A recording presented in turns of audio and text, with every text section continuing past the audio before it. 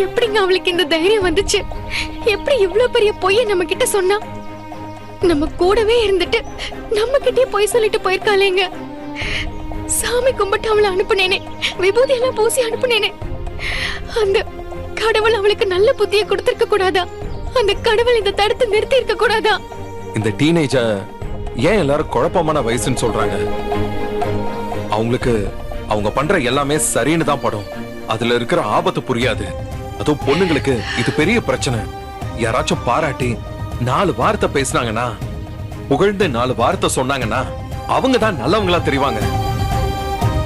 நீ ரொம்ப அழகா இருக்கேன்னு சொன்னா போதும், அப்படியே மயங்கிடுவாங்க. பிள்ளைங்களாம் ஏமாந்து போற முக்கியமான இடம் தான். நான் அவளை லவ் பண்ண வேண்டாம் சொல்லல. படிச்சு முடிச்சிட்டு அவளோட சொந்த கால்ல நின்னுட்டு அதுக்கப்புறம் அதெல்லாம் யோசின்னு சொன்னேன். எப்படிங்க அவளுக்கு இந்த தைரியம் வந்துச்சு? எப்படி இவ்வளவு பெரிய பொய்ய நம்ம கிட்ட சொன்னா? நம்ம கூடவே இருந்துட்டு நம்ம கிட்டே பொய் சொல்லிட்டு போயிருக்காளேங்க. சாமி கும்பிட்டு அவளை அனுப்புனேனே, விபூதி எல்லாம் பூசி அனுப்புனேனே, அந்த கடவுள் அவளுக்கு நல்ல புத்தியை கொடுத்திருக்க கூடாதா? அந்த கடவுள் இதை தடுத்து நிறுத்தி இருக்க கூடாதா? இந்த டீனேஜர் ஏன் எல்லாரும் குழப்பமான வயசுன்னு சொல்றாங்க? அவங்களுக்கு அவங்க பண்ற எல்லாமே சரின்னு தான் படும். அதுல இருக்கிற ஆபத்து புரியாது.